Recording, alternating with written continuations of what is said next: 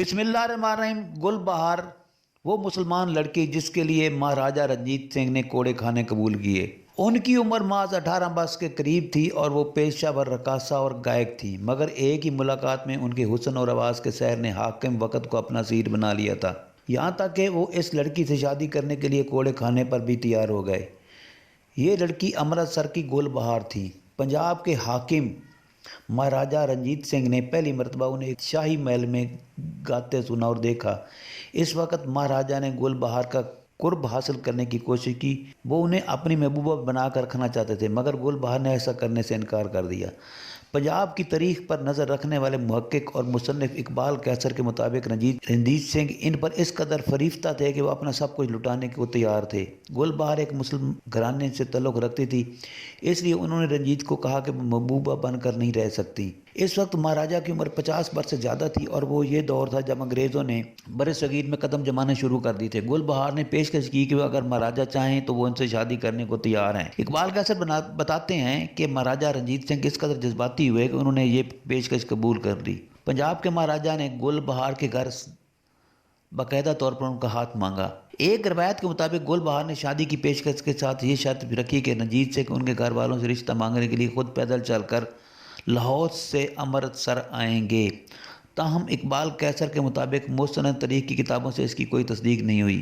تاہم پنجاب کے مہاراجہ کے لیے بھی سکھ مذہب سے باہر ایک مسلمان لڑکی سے باقاعدہ شادی کرنا اتنا آسان نہیں تھا۔ اکال تخت نے رنجیت کو کوڑوں کی سزا سنائی۔ سکھ مذہب کے مذہبی افراد نے رنجیت سنگھ کے اس فیصلے کا بہت برا منایا۔ مہاراجہ کو امرتسر میں واقع سکھوں کی مقدس عبادت گاہ اکال تخت پر طلب کر لیا گیا۔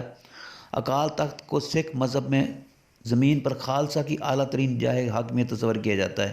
بعض تاریخی حوالوں کے مطابق اکال تخت نے گل بہار سے شادی کرنے پر سزا کے طور پر رنجیت سنگھ کو اپنے ہاتھوں سے پورے گردوارے کے فرش کو دھونے اور صاف کرنے کی سزا سنا دی۔ تاہم اقبال قیصر کہتے ہیں کہ ان کی تحقیق کے مطابق ایسا نہیں تھا۔ اکال تخت نے رنجیت سنگھ کو کوڑے لگوانے کی سزا دی۔ اپنی اس ملکہ کے لیے رنجیت سنگھ نے یہ سزا بھی قبول کی۔ رنجیت سنگھ کو کوڑے لگائے گئے؟ اس وقت رنجیت سنگھ کی عمر 50 برس سے زیادہ تھی، لیکن مسئلہ یہ تھا کہ وہ مہاراجہ تھے جس کی سلطنت حد پنجاب سے باہر بھی چلی جاتی تھی۔ اس قدر بااثر شخصیت کو کوڑے کون لگا سکتا تھا؟ دوسری طرف اکال تخت کا حکم بھی تھا جو رد کرنا رنجیت سنگھ کے لیے بھی ممکن نہیں تھا۔ اقبال قیصر کے مطابق اس کا حل یہ نہیں کہا لگے کہ ریشم کا کوڑا تیار کیا گیا، رنجیت سنگھ کو کوڑے لگائے گئے اور یہ حد پوری کی گئی۔ وہ کہتے ہیں کہ اس طرح مہاراجہ نے کوڑے بھی کھا لی اور گل بہار کو بھی نہیں چھوڑا۔ رنجیت سنگھ گل بہار کی اس شادی اور اس پر ہونے والے جشن کو کئی مورخین نے تفصیل کے ساتھ بیان کیا۔ وہ لکھتے ہیں کہ جن بوڑھوں نے اس شادی کو لاہور اور امرتسر میں دیکھا تھا وہ بعد میں یاد کرتے تھے کہ یہاں بھی کبھی شادی ہوا کرتی تھی۔ موقع کے اقبال قیصر بتاتے ہیں کہ اس شادی کا احوال مورخ سبحان رائے نے اپنی ایک کتاب کو خالصہ تواریخ میں تحریر کیا۔ وہ لکھتے ہیں کہ مہاراجہ رنجیت سنگھ نے باقاعدہ طور پر مہندی لگوائی، طلائی زیورات زیب تن کی، اپنی شاہی لباس پہنا اور ہاتھی پر سوار ہوئے۔ امرتسر کے رام باغ میں ایک بنگلہ تھا جس میں شادی کی تقریب منعقد ہونی تھی۔ اس بنگلے کو چند روز قبل بند کر دیا گیا تھا اور کئی روز تک اس کی تزئین و رائش کی گئی۔ اس کو خالی کروا لیا گیا اور اس کے بعد جو پہلا شخص اس میں داخل ہوا وہ گل بہار تھیں۔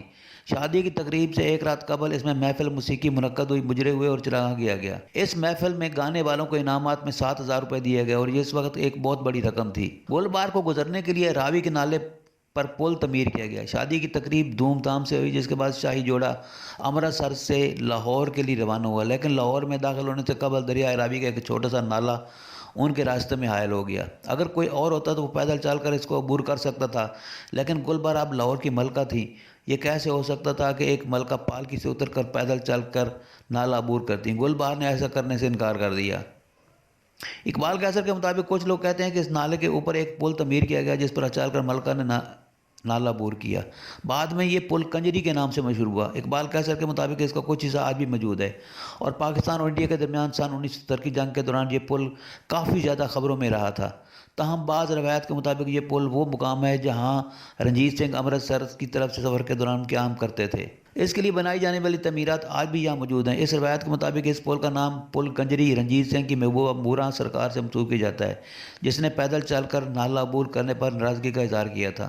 گل بیگم سے شادی کے 8 برس بعد رنجیت سنگھ کی موت واقع ہو گئی اور اس کے کچھ ہی عرصے بعد انگریز پنجاب پر پوری طرح قابض ہو گئے۔ رنجیت سنگھ کی آخری بیگم جندہ کو دیس نکالا دے دی کیونکہ ان کے بیٹے دلیپ سنگھ کو ہی رنجیت کا جانشین مقرر کر دیا گیا تھا۔ بہار گل بہار بیگم کی اپنی کوئی اولاد نہیں تھی، اس لیے ان سے انگریز سرکار کو خطرہ نہیں تھا۔ مہاراجہ کی اہلیہ ہونے کے ناطے گل بیگم کے لیے ماہانہ وظیفہ مقرر کر دیا گیا، جو ماہانہ 1200 روپے کے لگ بھگ تھا۔ گل بیگم نے ایک مسلمان لڑکے سردار خان کو گود میں لے رکھا تھا۔ سن 1851 میں گل بیگم نے اپنے لیے لاہور کی قدیمی میانی صاحب قبرستان کے پہلو میں ایک باغ تعمیر کروایا۔ اقبال کیسر کے مطابق اس باغ میں انہوں نے اپنا مقبرہ بھی تعمیر کروایا۔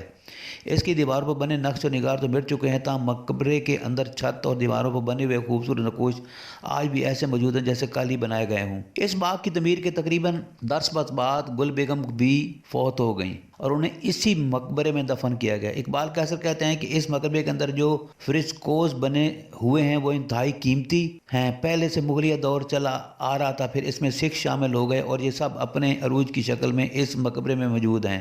باغ گل بیگم آج بھی اسی جگہ موجود ہے، تاہم اس کی حالت انتہائی خستہ حال ہو چکی ہے۔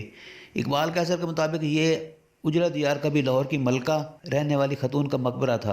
اقبال کیسر بتاتے ہیں کہ گل بیگم کے پاس اتنی بڑی جائیداد اور جگیر تھی کہ اس کو سنبھالنے کے لیے انہوں نے اپنا ایک مال خانہ بنا رکھا تھا اور خود اس کا انتظام سنبھالتی تھی۔ ان کی موت کے بعد یہ جائیداد ان کے لیے لے پالک بیٹے سردار خان کو منتقل ہو گئی۔ جس طرح کا آج یہ باغ موجود ہے، اس کے ارد گرد سردار خان کا خاندان آج بھی آباد ہے۔ باغ گل بیگم بھی انہی کی ملکیت ہے اور اس علاقے کو محلہ گل بیگم بھی کہا جاتا تھا۔ سردار خان کی قبر بھی اسی باغ کے وسط میں ایک احاطے کے اندر موجود ہے۔ یہ ایک چھوٹی سی ویڈیو جو ہم نے آپ کے لیے بنائی ہے اور اس کو ہم آپ کے لیے بہترین اور خوبصورت ویڈیو بناتے رہیں گے، اور تو تھینک یو فار واچنگ۔ انشاءاللہ کل ملیں گے نئی ویڈیو کے ساتھ۔ اللہ حافظ۔